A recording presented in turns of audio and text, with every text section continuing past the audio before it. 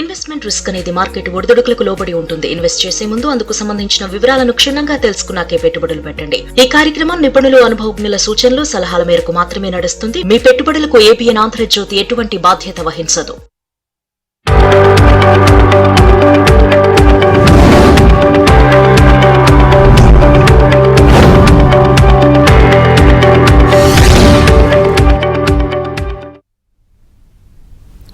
నమస్తే, welcome to ABN business news. ఇక దేశీయ స్టాక్ మార్కెట్లు లాభాల్లో కొనసాగుతున్నాయి. ఇటు సెన్సెక్స్, నిఫ్టీ లాభాల్లో ట్రేడ్ అవుతున్నాయి.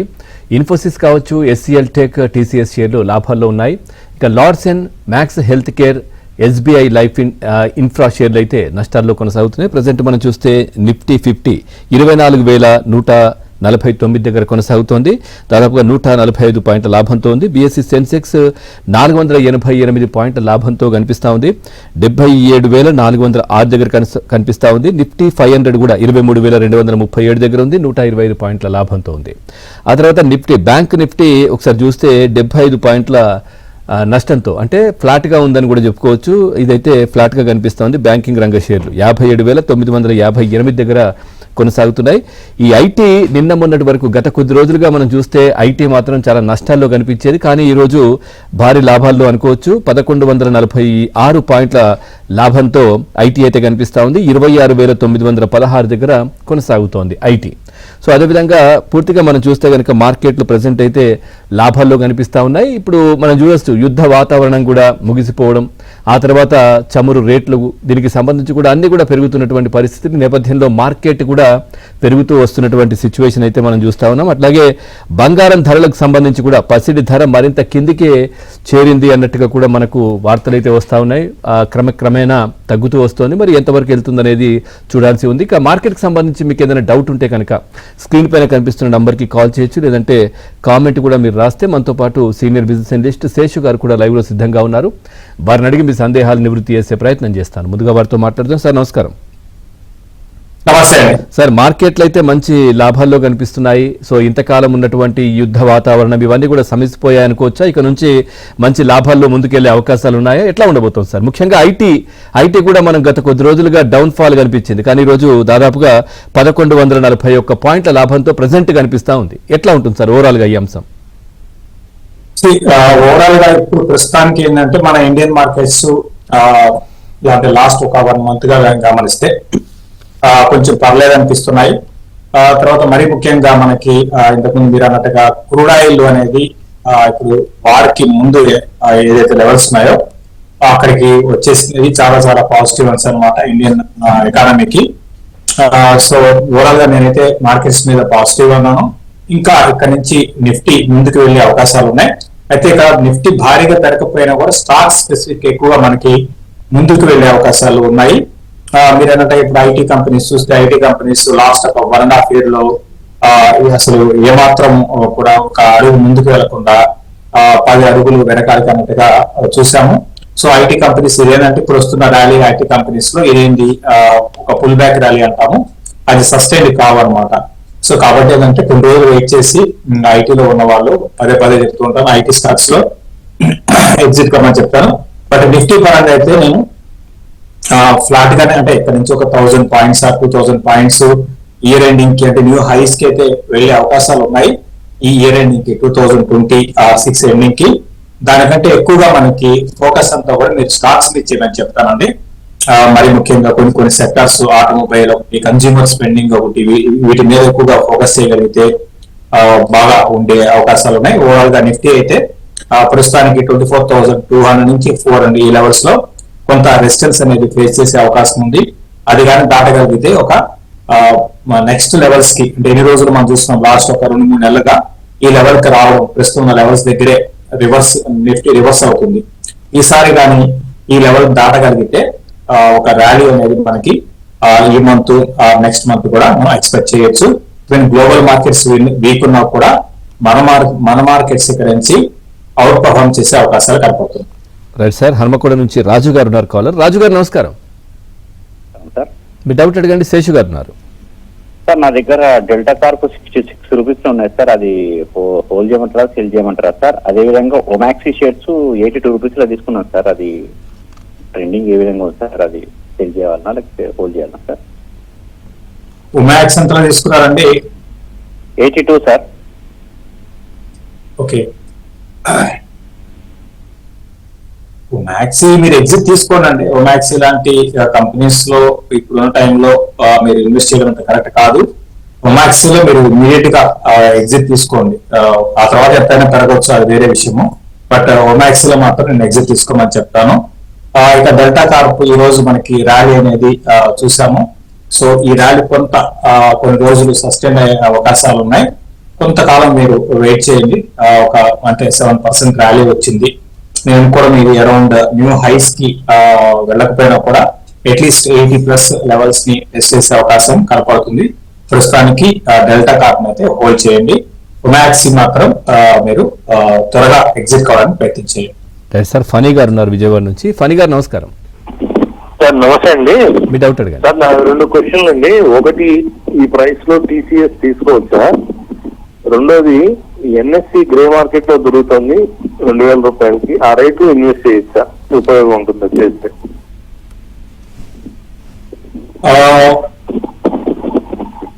టీసీఎస్ బాగా పడిందని అందరూ కొనాలి అని అనుకుంటున్నారండి. బాగా పడినప్పుడు ఆబ్వియస్ గా ఎంతో కొంత పుల్ బ్యాక్ ర్యాలీ, ఇంతకుముందు స్టార్టింగ్ కూడా చెప్పడం జరిగింది, పుల్ బ్యాక్ ర్యాలీ రావడానికి అవకాశం ఉంది అనమాట. కాబట్టి అటువంటి కైండ్ ఆఫ్ అంటే ఒక స్టాకు హై నుంచి ఒక 50% పడింది అనుకోండి, సో ఒక 10%, 15% ఒక ర్యాలీ వస్తుంది.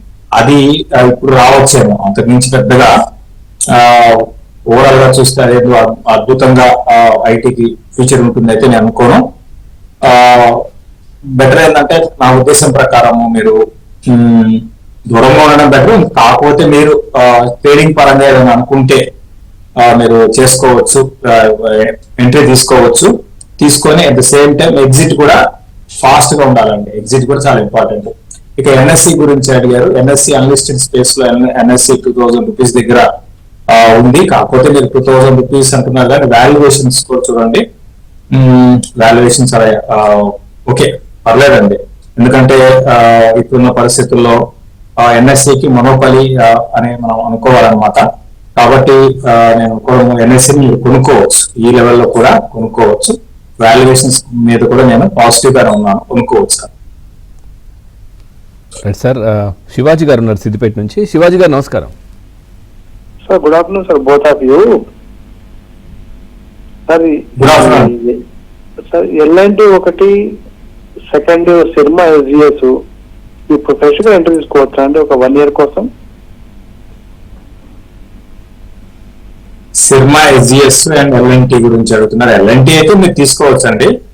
ఎల్ఎన్టీని పెద్దగా మనం అంటే నో అని చెప్పడానికి పెద్దగా రీజన్స్ పరంగా ఏం లేదు. కొంత రీసెంట్ గా ఎకానమీలో వచ్చిన ఒక చిన్న డౌన్ ట్రెండ్ అనేది డెఫినెట్ గా ఎల్ఎన్టీ దాని మీద రిఫ్లెక్ట్ అవుతుంది. అది కూడా 1-2 quarters తప్ప అంతకు మించి పెద్దగా ఎల్ఎన్టీలో మనకి భారీ మార్పులు రావన్నమాట. డైరెక్ట్ గా ఎకానమీ రిఫ్లెక్ట్ చేస్తుంది ఎల్ఎన్టీ అనేది. ఎందుకంటే ఎల్ఎన్టీ డైవర్సిఫైడ్ కంపెనీ అనమాట. అటు కన్స్ట్రక్షన్స్ దగ్గర, ఇన్ఫ్రా దగ్గర నుంచి, కన్స్ట్రక్షన్ దగ్గర నుంచి అసలు ఇందులో లేదు అన్నట్టుగా లేదు అనమాట. మనం చూసి డిఫెన్స్ లో కూడా ఉన్నారు. కాబట్టి సో ఓవరాల్ గా డైవర్సిఫైడ్ కంపెనీ ఎల్ఎన్టీ మీరు ఉంచండి. తర్వాత సిర్మా ఎస్జిఎస్ టెక్నాలజీస్ గురించి అడిగారు. ఇది 1 year కోసం తీసుకోవచ్చా అని అడిగారు. బట్ నెంబర్స్ అయితే ఎక్స్ట్రాడినరీగా వస్తున్నాయి. ప్రతి క్వార్టర్ కూడా చాలా అద్భుతమైన నెంబర్స్ తో ఈ సిర్మా ఎస్జిఎస్ అనేది ముందుకు వెళ్తుంది. కాకపోతే ఏంటంటే కొంచెం ఈ లెవెల్ ఏంటంటే కొంత రిస్క్ రివార్డ్ చూసుకుంటే రిస్క్ అనేది ఎక్కువ ఉంది. కాబట్టి అదొకటి మీరు గుర్తుపెట్టుకోండి. ఓవరాల్ గా లాంగ్ టర్మ్ కోసం అయితే సిగ్మా ఎడ్జిఎస్ మీద నేను పాజిటివ్ గా ఉన్నాను. కాకపోతే కరెక్షన్స్ లో ఇప్పుడు ఈ రోజు కరెక్ట్ అయింది, ఇట్లా ఒక కొన్ని రోజులు కరెక్షన్స్ వచ్చినప్పుడు అప్పుడు మీరు ఇట్లా కొనుక్కోవడానికి ప్రయత్నించేది. Right sir. పద్మజ గారు ఉన్నారు విజయవాడ నుంచి. పద్మజ గారు నమస్కారం. నమస్తే అండి. మీ డౌట్ అడిగారు. రామకృష్ణ ఫోర్టీస్ అండి, ఒక 25% లాస్ లో ఉన్నాను, అది ఏం చేయమంటారు? తర్వాత జ్యోతి సిఎన్సి ఇప్పుడు కొనుక్కోవచ్చా అండి? జ్యోతి సిఎన్సి ఒకటి, సైన్స్ ఒకటి ఇప్పుడు కొనుక్కోవచ్చా అండి?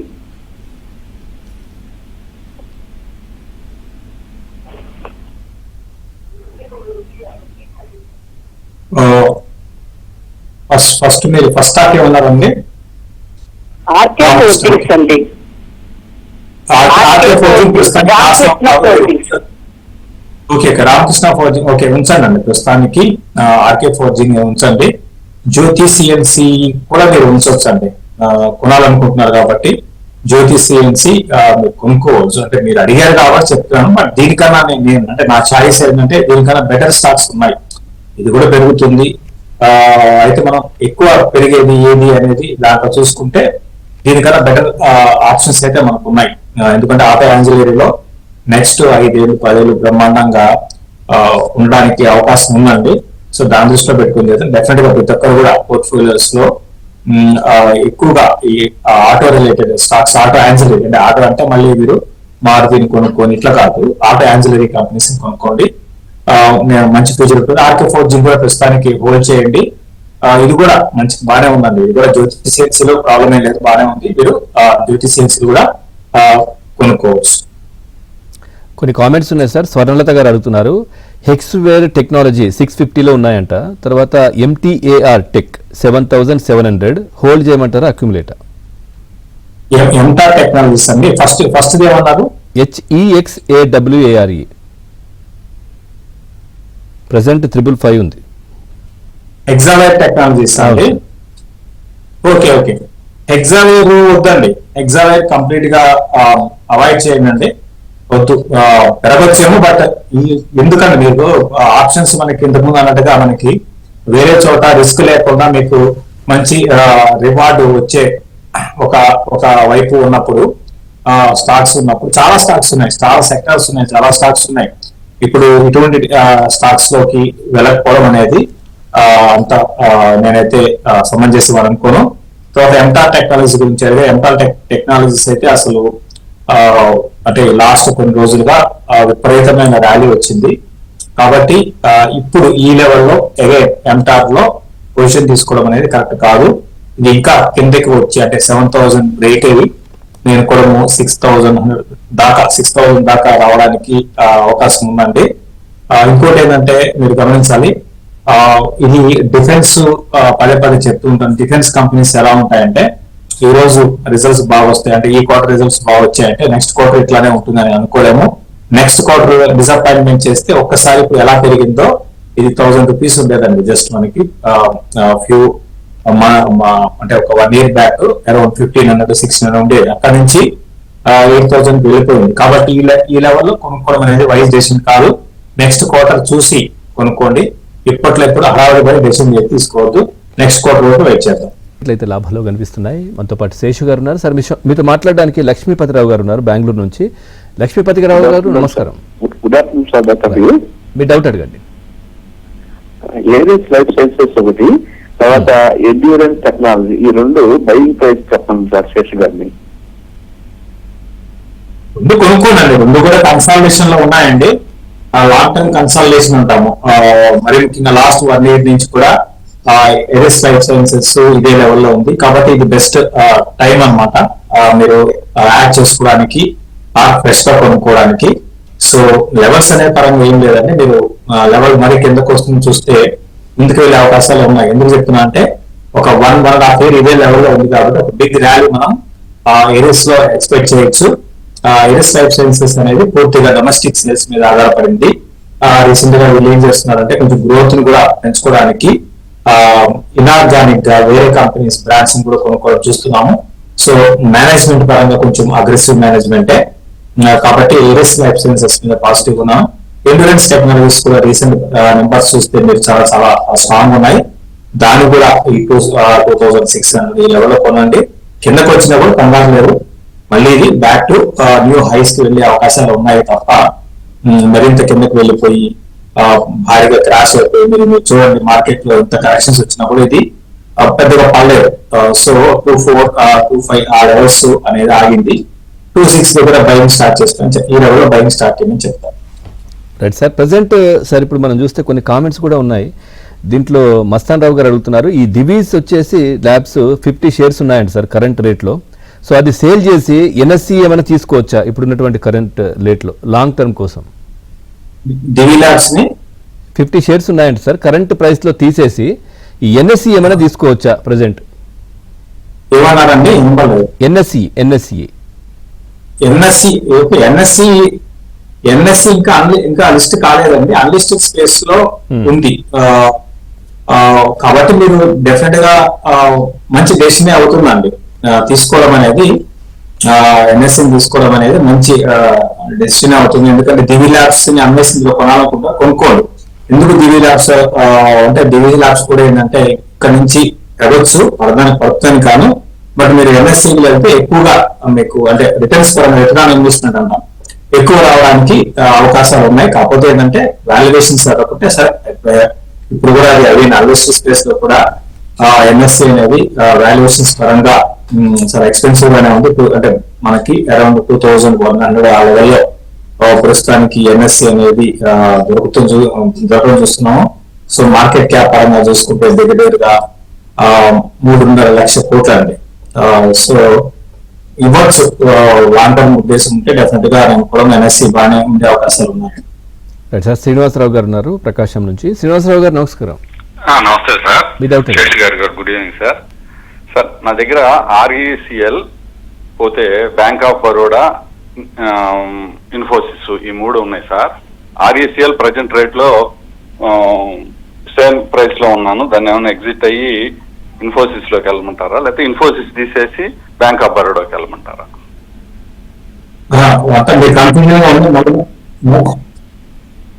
ఆర్ఈసిఎల్ లో ఉన్నారు మీరు అంతేనా? అవును సార్. ఎంతలో ఉన్నారండి ఆర్ఈసిఎల్ లో? సేమ్ ప్రైస్ సార్, ఇప్పుడు మార్కెట్ ప్రైస్ లోనే ఉన్నాను. 370. అవును సార్. ఓకే, ఆర్ఈసిఎల్ ఉంచండి. ఇంకా డౌట్ ఏంటి చెప్పండి. ఇంకోటి ఏంటి? యావరేజ్ చేసుకోండి. 283 లో ఉన్నాయి sir. Bank of Baroda 283. Bank of Baroda కూడా ఉంచండి. మళ్ళీ ఇన్ఫోసిస్ టీసీఎస్ ఇవన్నీ ఎందుకు ఉంచండి. బ్యాంక్ ఆఫ్ బరోడా అంటే మిగతా పిఎస్యూ బ్యాంక్స్ తో కంపేర్ చేసుకుంటే బ్యాంక్ ఆఫ్ బరోడా అంత గొప్పగా లేదు, పర్లేదు ఉంచండి. ప్రస్తుతానికి ఉంచండి. బ్యాంక్ ఆఫ్ బరోడా కంప్లీట్ చేసుకోండి. సార్ శ్రీధర్ ఉన్నారు షాద్ నగర్ నుంచి. శ్రీధర్ గారు నమస్కారం. నమస్తే సార్. మీ డౌట్ అడగండి. శేషు గారు. Sir Blackbuck logistics, Marksans pharma ఈ రేట్ లో కొనొచ్చా సార్? హలో, బ్లాక్ బాక్స్ అంతే కదా? Yes sir. Blackbuck, Marksans pharma. Black box అంటే అదే కదా మీరు అడిగేది? Blackbuck BUCK. Okay okay చెప్పండి సార్. మార్క్సన్ ఫార్మా నుంచి ఏమనుకుంటున్నారా, కొనాలనుకుంటున్నారా? ఎస్ సార్, కొనాలనుకుంటున్నాను. మీరు మార్క్సన్ ఫార్మా కొనుక్కోండి. లాంగ్ టర్మ్ ఉద్దేశం ఉంటే మీరు కొనుక్కోండి. కరెంట్ లెవెల్స్ లో మీరు కొనుక్కోవచ్చు. పడినా కూడా మీరు కంగారు పడకండి. ఎక్కువగా ఏంటంటే మార్క్సన్ ఫార్మా అనేది ఎక్స్పోర్ట్స్ మీద ఆధారపడింది. ఎక్స్పోర్ట్స్ కూడా ఏంటంటే OTC, over the counter products అనమాట. సో మీరు కొనుక్కోవచ్చు. తర్వాత బ్లాక్ బక్ గురించి అడిగారు. సో ప్రస్తుతానికి స్టాక్ అని చూసుకుంటే కొంచెం వెయిట్ చేయండి. ఈ స్టాక్ లో ఇంకా కరెక్షన్ అనేది కొనసాగవచ్చు. ప్రస్తుతం ఆల్రెడీ డౌన్ ట్రెండ్ లో ఉంది. ఈ డౌన్ ట్రెండ్ అనేది ఇంకా కొనసాగడానికి అవకాశం ఉంది. అఫ్ కోర్స్ రిజల్ట్స్ ఇవన్నీ బాగానే ఉన్నాయి. అయినా కూడా ఏంటి అంటే దీనికి ఈ లెవెల్లో కొంత ఎక్స్పెన్సివ్ ఉంది, బాగా ఎక్స్పెన్సివ్ అనమాట. కొంచెం కరెక్షన్స్ వచ్చిన తర్వాత మీరు బ్లాక్ బకెట్ తీసుకోండి. ఈ లెవెల్ అయితే వద్దండి. ఇంకా స్టాక్ లో ఇంకా కరెక్షన్ రావడానికి అవకాశం. సార్ వెంకటేశ్వరరావు గారు ఉన్నారు హైదరాబాద్ నుంచి. వెంకటేశ్వరరావు గారు నమస్కారం. మీ డౌట్ అడగండి. నమస్కారం సార్. నా దగ్గర HEG 581 లో ఉన్నవి, అవి ఇప్పుడు యాడ్ చేయమంటారా? ఇంకోటి హుండై మోటార్స్ 2100 లో ఉన్నవి, అవి కూడా యాడ్ చేయమంటారా? హెచ్ఈజీని యాడ్ చేయండి. హెచ్ఈజీ కన్నారే లేదు, మీరు కొంచెం హైలో కొన్నారు అని అనుకుంటున్నా కూడా మీరు యాడ్ చేయొచ్చు.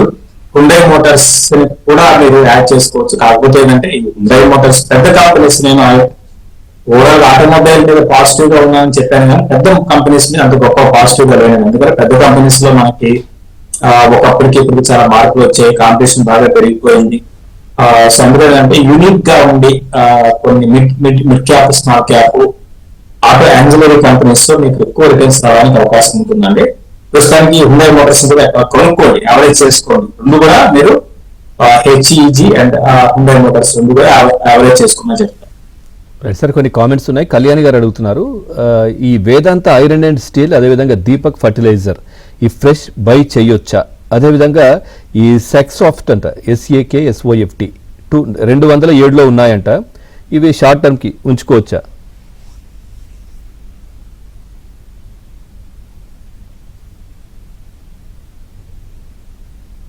ఫస్ట్ హాఫ్ ఇయర్ ఉన్నారండి. ఈ Vedanta iron and steel sir, తర్వాత Deepak fertilizer fresh buy. Deepak fertilizers అయితే ఇప్పుడు మనకి మాన్సూన్ అంత గొప్పగా లేదు, చూద్దామండి. దీపక్ ఫెర్టిలైజర్స్ ఇప్పుడు కొంచెం మాన్సూన్ అయితే ప్రస్తుతానికి అంత గొప్పగా లేదని, కాకపోతే దీపక్ ఫెర్టిలైజర్స్ అప్రెంట్ లో ఉంది.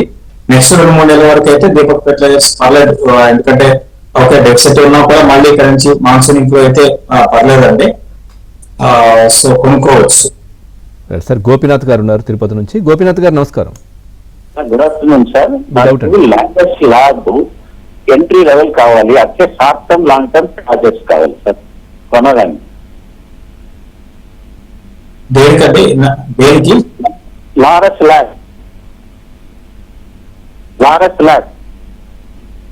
ఓకే చెప్పండి. హలో, వింటున్నారు, మాట్లాడండి, అడగండి, డౌట్ అడగండి. ఎంట్రీ లెవెల్ కావాలండి, ఎంట్రీ లెవెల్ లారస్ ల్యాబ్స్ అసలు కిందకి రాకుండా ముందుకు వెళ్తూనే ఉందండి. సో ఎవరెక్కడ ఎంట్రీ తీసుకున్నా కూడా అందరికీ రిటర్న్స్ ఇస్తూనే ఉంది. అయితే ఈ ట్రెండ్ కి బ్రేక్ పడుతుందా అనేది, ఎక్కడ పడుతుంది ఏంటి అనేది మనం చెప్పలేము. సో ఎగ్జాక్ట్ గా ఇక్కడ ఎంట్రీ కమని అయితే నేను చెప్పలేనంటే, బట్ ప్రస్తుతానికి అయితే కొంచెం ఆగండి. ఈ లెవెల్లో కొంచెం ఫ్రెష్ పొజిషన్స్ తీసుకోకుండా కొంచెం ఆగండి. ఎగ్జాక్ట్ ఎంట్రీ మాత్రం చెప్పడం కష్టం, ఎందుకంటే ఇది కంటిన్యూస్ గా అప్ లో ఉంది. ఇట్లా ఉన్నప్పుడు ఏంటంటే టెక్నికల్ గా మీరు చూసుకుంటే అన్ని పాజిటివ్ ఆన్సర్ గా కనపడతాయి. కాకపోతే ఒకసారి ట్రెండ్ రివర్స్ అయితే మళ్ళీ ఏమవుతుందంటే ఇది మళ్ళీ ఈ హైక్ కి రావడానికి చాలా టైం పడుతుంది. అన్ని బాగున్నాయి, కాకపోతే ఓన్లీ థింగ్ ఏంటంటే మైనస్ పాయింట్ ఏంటంటే ఎక్స్పెన్సివ్ స్టాక్ అన్నమాట. గ్రోత్ బాగుంది, ఫ్యూచర్ బాగుంది, అన్ని బాగుంది, కాకపోతే ఇంతకుముందు అన్నట్టుగా బాగా ఎక్స్పెన్సివ్. కాబట్టి ఆ ఎక్స్పెన్సివ్ ని మనం తక్కువ రేటు కొనాలి అంటే స్టాక్ పడింది అనుకోండి, అప్పుడు మనకి అందుబాటులోకి వస్తుంది, అప్పుడు కొనుక్కోవచ్చు. ప్రస్తుతానికి అయితే కొంచెం నేను స్టేటస్ కో మెయింటైన్ చేయమని చెప్తాను. రైట్ సార్, జగన్ గారు అడుగుతున్నారు, ఈ స్టాండర్డ్ ఇంజనీరింగ్స్ 270లో ఉన్నాయంట, హోల్డ్ చేస్తున్నారంట, సో ఎగ్జిట్ ప్రైస్ అడుగుతున్నారు. స్టాండర్డ్ ఇంజనీరింగ్ రీసెంట్ గా చాలా ఫాస్ట్ గా పెరిగిందండి. ఇది కొంచెం ఇటువంటి స్టాక్స్ జాగ్రత్తగా ఉండండి. ఇవి ఏదంటే ఓకే దాని తర్వాత మీరు ఏదో చెప్పుకోవచ్చు కానీ, బట్ దీని వెనకాల ఏంటి అంటే కొంచెం ఆపరేటెడ్ మోడ్ కూడా ఉంటాయండి. కాబట్టి ఇట్లా పెరిగినప్పుడు చాలా అతి జాగ్రత్తగా ఉండాలి. ఎక్కడ మనం ఎంతవరకు వెళ్తుంది, ఎంతైనా కలగవచ్చు, అది ఎక్కడ ఆగుతుంది తెలియదు. సో ఒక దగ్గర ఆగితే ఇంకా మళ్ళీ ఆ రేటుకి రాదండి. కాబట్టి ఇట్లా జాగ్రత్త పడి, ఇట్లా పెరుగుతున్నప్పుడు జాగ్రత్త పడి ప్రాఫిట్ తీసుకోండి. ఎక్కడ తీసుకోవాలి ఏంటి అనేది చెప్పలేము, ఎందుకంటే 5% అప్పర్ సర్క్యూట్ లో వెళ్ళిపోతూనే ఉంది రోజు. ఇంకా ముందుకు వెళ్ళొచ్చు, బట్ పొద్దున ట్రెండ్ రివర్స్ అయితే మళ్ళీ ఇదే 5% మైనస్ లో మీకు ఎగ్జిట్ కాలేమన్నమాట. కాబట్టి అది దృష్టిలో పెట్టుకోండి. బట్ ఈ విధంగా పెరిగినప్పుడు ఏంటంటే రిస్క్ అనేది ఎక్కువ ఉంటుంది. అఫ్ కోర్స్ రిజర్వ్స్ ఇవన్నీ బాగానే ఉన్నాయి, బట్ ఇంత సడన్ గా స్పట్ వచ్చి ఒక 1 వీక్ 10 days లో ఇట్లా పెరుగుతున్నప్పుడు మనకి కొంచెం జాగ్రత్త పడాలి. అంతే. రైట్, థ్యాంక్ యూ శేషు గారు, మార్కెట్కి సంబంధించి చాలా చక్కటి విశ్లేషణ అందించారు. Thank you very much. ఇది వాళ్ళ ABN బిజినెస్ న్యూస్.